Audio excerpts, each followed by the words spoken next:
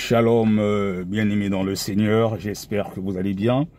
Alors, c'est encore moi, votre frère Bertrand Kisongo, disciple de Jésus-Christ, serviteur inutile. Je suppose que la semaine commence bien. En tout cas, je vous souhaite que la paix de notre Seigneur Jésus-Christ vous accompagne. Dans la Bible, il est dit dans le livre de Luc, au chapitre 4, le verset 18, que l'Esprit du Seigneur est sur moi pour annoncer une bonne nouvelle aux pauvres, pour rendre libres les opprimés, pour proclamer la délivrance aux captifs et tout ce qui s'ensuit. C'est le Seigneur Jésus-Christ qui disait cela. Et nous, en tant que disciples de Jésus, nous devons rendre aussi libres les opprimés, proclamer aux captifs la délivrance, annoncer une bonne nouvelle aux pauvres. Nous sommes aussi pour cela. Un disciple de Jésus, c'est celui qui suit les traces de son maître. Alors, j'ai posté une vidéo hier sur mon compte Facebook, sur ma page Facebook, mais aussi sur mon compte YouTube. Il s'agit de la délivrance de la sœur Elisabeth, qui a été délivrée au sein de l'autre mission Armée de prière France. Parce que la mission Armée de prière, elle est en Côte d'Ivoire, dans différents pays maintenant. Elle s'étend par la grâce de Dieu au Bénin, au Togo, au Congo, au Canada, en Belgique, un peu partout. Par la grâce de Dieu, à Jésus seul la gloire, parce que les gens ont besoin de délivrance. Alors cette sœur, la sœur Elisabeth, ça fait 26 ans qu'elle souffrait d'une maladie, qu'on peut dire une maladie incurable. Mais c'est une maladie spirituelle, parce que elle a fait beaucoup d'hôpitaux et souvent quand elle partait, on ne trouvait pratiquement rien. Ça ressemblait un peu à un cancer au niveau des intestins qui étaient pratiquement détruits. La pauvre maman, c'est une catholique à la base. Et bon, au niveau de l'église catholique, elle n'a pas trouvé sa guérison. Elle s'est dit, elle va essayer de chercher dans les églises de réveil. Elle a vu plusieurs pasteurs. La pauvre, quand elle partait dans différentes églises, on lui demandait toujours de l'argent. Elle payait 500 € par-ci, par-là, et il n'y avait pas la délivrance. Voilà. Et cela, je veux interpeller les serviteurs se disant de Dieu. Le Seigneur Jésus-Christ dit qu'il nous a donné gratuitement. Nous devons donner aussi gratuitement aux gens. Mais c'est quoi cette affaire quand quelqu'un a besoin de délivrance, vous demandez de l'argent? Ou on sert Dieu, ou on sert Satan. Je suis désolé, un serviteur de Dieu ne peut pas demander de l'argent à un fidèle ou à quelqu'un qui vient pour une délivrance. Une personne qui est désespérée, mais vous agissez finalement comme des charlatans, comme les marabouts. Jésus n'a jamais demandé un seul centime aux gens. Il a dit, vous avez reçu gratuitement, donnez gratuitement. Donc la pauvre maman, elle était désespérée, elle est partie chez les pasteurs dans les églises de réveil. Elle a fait plusieurs églises de réveil, on lui demandait tous de l'argent. Et en plus, vous prenez l'argent de quelqu'un, il n'y a pas de délivrance. Donc la pauvre, elle s'est dit, bon, j'ai essayé partout. C'est vrai que je suis catholique. On dit souvent que dans l'église catholique, il y a peut-être pas la vérité, qu'on n'est peut-être pas des chrétiens parce qu'on prie Marie et tout le reste. Et je dis, mais au moins au niveau de l'église catholique, on ne me demande pas l'argent. Les gens, ils prient pour moi, ils me donnent même à manger, voilà, ils me donnent, mais ils prient pour moi, même si je n'ai pas la délivrance, mais au moins on me demande pas l'argent. Je vais dans ces églises de réveil, non seulement qu'on me demande de l'argent, voilà, et c'est eux qui profitent encore de moi, alors que la pauvre, elle est désespérée. Elle a dit qu'elle préfère finalement rester au sein de l'église catholique, même si les gens disent souvent que les gens de l'église réveillés, se disant de réveil, que souvent là-bas il n'y a pas la vérité. Elle dit, mais au moins ici, on me demande pas l'argent. Et après, bon, même si je veux moi mourir, mais après, bon, c'est Dieu qui saura où est-ce que je vais aller. À la rigueur, elle était résolue à cela. Elle attendait finalement que sa mort. Elle a même dit aux enfants. Donc, ça fait de la peine. Donc, du coup, en regardant sur YouTube, elle tombe sur une des vidéos de l'armée de prière et de délivrance à Abidjan. Voilà. Elle a vu les vidéos de notre mission à Abidjan, comment ça se passe, les délivrances, les gens en train de prier, tout ça. Elle se demandait, c'est quoi encore cela? Elle a vu les vidéos, ce qui se passe quand il y a ces vidéos-là, il y a le numéro de la mission qui s'affiche. Elle a appelé, et comme elle est ici en France, on lui a dit, mais nous avons une représentation là-bas en France. Donc, du coup, elle a appelé ici. Et comme nous, au niveau de la mission APD France, la semaine dernière, on avait une semaine de délivrance. Donc, elle nous a rejoint au sein de la mission France et elle a participé justement à cette semaine de délivrance. Et la maladie qui était incurable, où elle a essayé partout, elle n'a pas trouvé la solution. On lui prenait de l'argent. Elle est venue au sein de la mission APD France.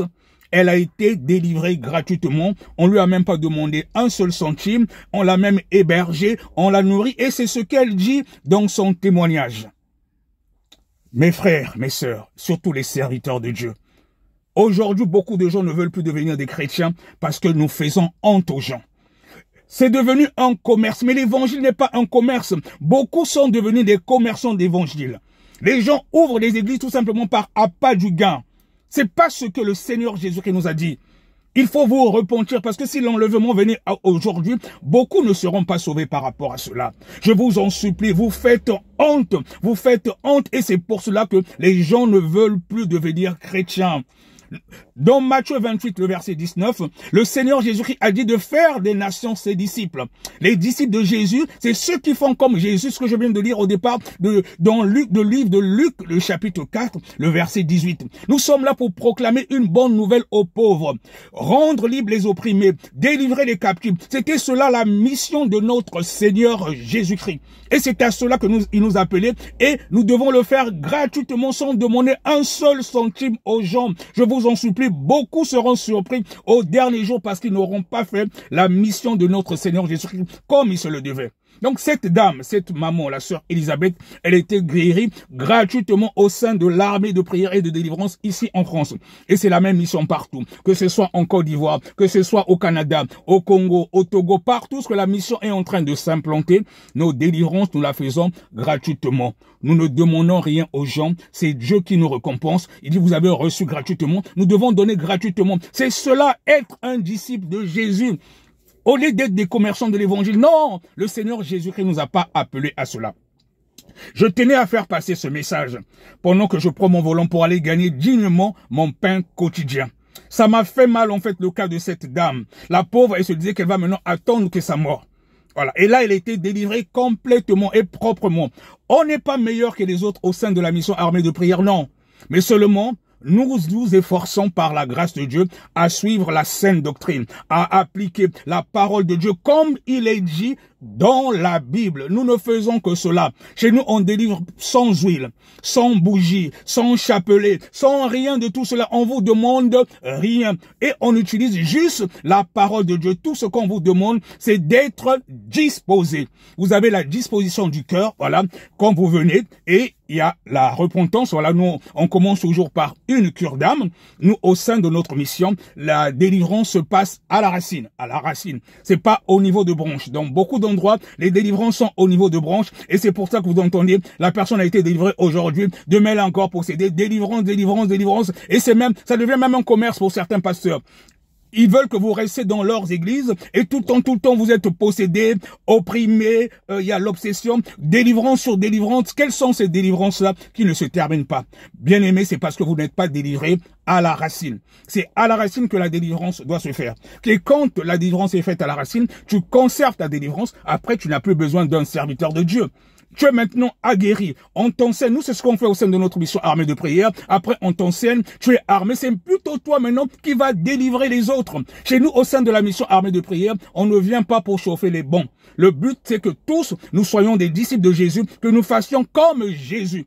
On n'est pas là à idolâtrer un serviteur de Dieu, que tout le monde doit maintenant compter que sur ce serviteur, comme dans beaucoup d'églises, les gens viennent là, voilà, c'est l'homme de Dieu qui fait tout le monde. Chez nous, on est tous des serviteurs de Dieu. On a pour mission d'être des disciples de Jésus. Un disciple de Jésus fait comme ce que son maître faisait. En tout cas, c'est cela. Et on n'est pas mieux que les autres, mais comme nous appliquons la sanctification totale du corps, âme et esprit, c'est ce que nous enseignons. Et au niveau de la cure d'âme, il y a en même temps la repentance pour aller jusqu'à la racine, pour savoir d'où vient le lien qui t'opprime. C'est pour cela que nous faisons des délivrances à la racine. On passe par la cure d'âme et un enseignement. L'enseignement, c'est pourquoi? Pour que la personne conserve sa délivrance. Encore moi, là, il y a environ bientôt 2 semaines de cela, j'ai prié pour quelqu'un qui est en Afrique, qui était possédé par des serpents, qui l'a tourmenté dans ses rêves, des cauchemars, toujours des rêves de serpents et tout cela. On a prié, j'ai intercédé à distance, la personne est en Afrique. Elle a été délivrée de cela. Elle ne rêvait plus les serpents qui venaient la tourmenter. Maintenant, quelques jours après, elle me rappelle pour dire qu'elle a encore été de nouveau tourmentée. Mais le problème, c'est cela. Les serviteurs de Dieu ne sont pas des charlatans. Quand on vous dit de suivre un certain nombre de principes, voilà. C'est pour ça que nous, on passe toujours par l'enseignement. On passe par l'enseignement. L'enseignement, ça te permet, quand tu es délivré, de conserver justement ta délivrance. On peut prier pour toi aujourd'hui. Les démons s'en vont. Ils vont tourner, ils vont tourner, ils vont tourner. Et si ils vont chercher à revenir vers toi en puissance, si ils trouvent une faille, une porte d'entrée, ils reviennent encore en puissance. C'est pour ça que quelqu'un peut prier pour toi aujourd'hui, un serviteur de Dieu. Mais si tu n'as pas été enseigné, les démons reviennent en puissance. Le Seigneur Jésus-Christ avait dit cela. D'où l'importance de l'enseignement et après la délivrance, de conserver justement sa délivrance. La délivrance, la conserve comment? Dans la vie de sanctification. On peut prier pour toi aujourd'hui.